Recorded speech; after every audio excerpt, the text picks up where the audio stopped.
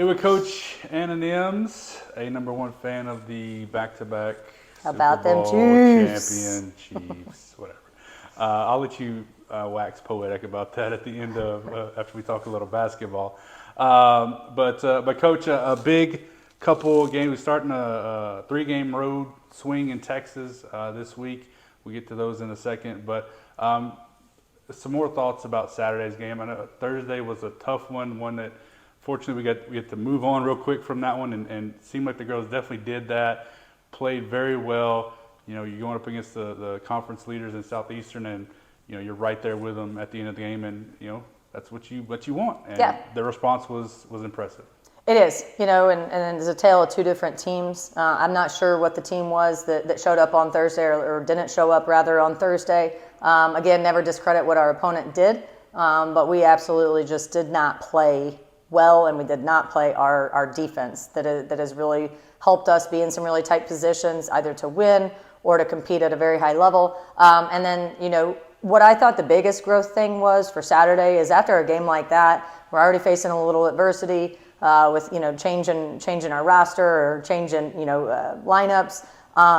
They could have folded. It was a really bad game Thursday, and they didn't fold. And in fact, they came out and they put together 3 really good quarters. Obviously, it took us having a conversation at halftime about the composure and poise, and you know, it was 19-14, but 11 of their 19 points were from us just throwing away the ball. You know, and we shot ourselves in the foot in the first quarter, and again, they didn't give up and they kept pressing forward. But I think that shows a lot of maturity to bounce back from as bad of a game as it was Thursday to take on, you know, the defending champs, but also someone that's sitting at #1 currently. And they showed that they can compete. You know, we keep trying to impress upon them. You're one of the top, you know, but we're not one of the top because we haven't quite handled our business. Again, never discrediting what our opponents are doing to us, but a lot of the times it's self-imposed error. And when we are correcting that and committing to that, you know, we're a pretty darn good ball club. So we just kind of got to keep the belief system high. You know, we talk about it right now. Nobody's playing their best ball. We're definitely not. But every game we give them something a little bit extra, and I feel like every game they're attempting that. And as long as we can do that, definitely don't like where we're sitting in the standings, definitely don't like what the overall record is. But at the end of the day, it really comes down to that conference tournament. So what team are we going to be once we make it there, right? And so obviously we've got to commit to getting there. And then 2, are we playing our best basketball by February? And that's the goal. Or excuse me, by the end of February, early March, and that's the goal.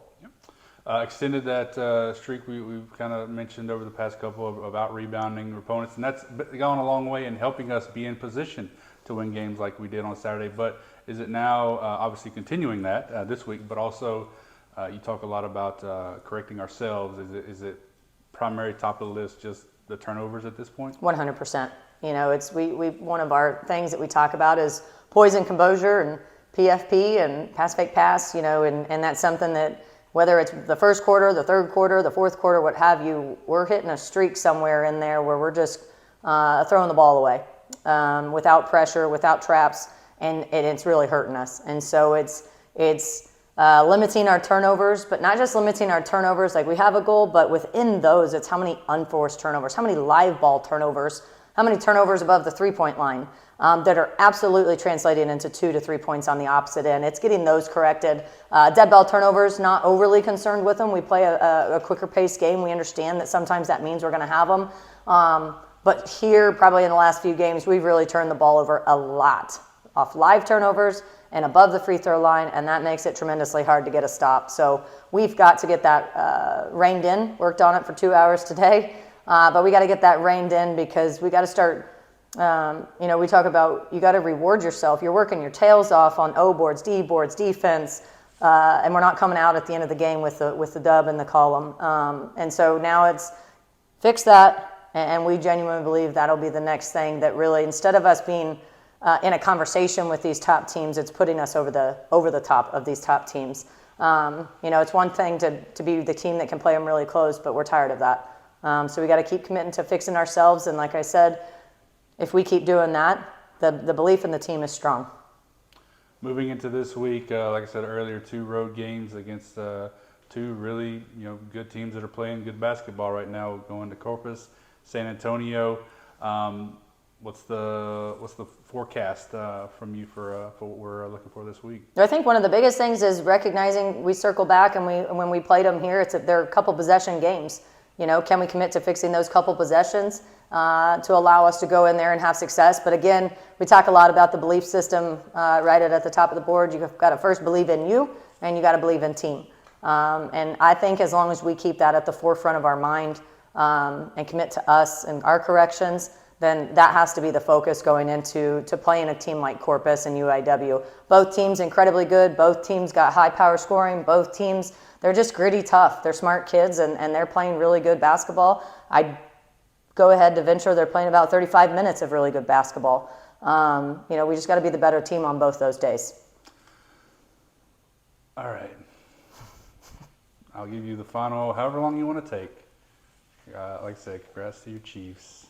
I know not everybody in the country is as excited as I am about it, or as you are, but anything you want to say about the Chiefs? I think the only thing that I will say is, as a devout Chiefs fan, throughout the course of this entire season, I'm not sure we played one game where we looked like the Chiefs of last season. They fought a lot of adversity. They played with a lot of rostered lineups. They had different people missing. We did not have just an outstanding a Tyreek Hill that no matter what you throw up, he's going to go find it. So I think what I gathered from this season, if I'm actually putting it into more something our level, champions win champions, or your champions win championships. And when you play with poise and composure down the stretch, good things happen. I'm not sure that we were the most talented team throughout the course of the season, just with all the different things that went on, and adversity, penalties, dropped balls, everything that could have gone wrong.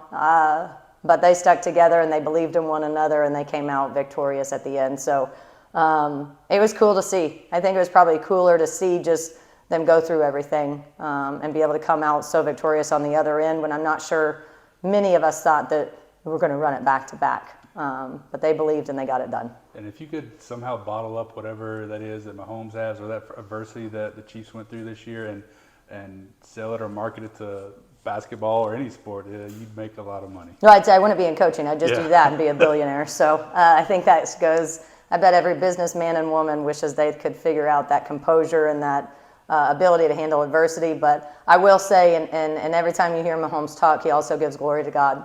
And without him, you're not getting much accomplished. So maybe that's his secret. All right, Coach. Well, again, congrats to your Chiefs. Good luck this weekend in Texas, and we'll talk to you again real soon. Appreciate it. Work 'em.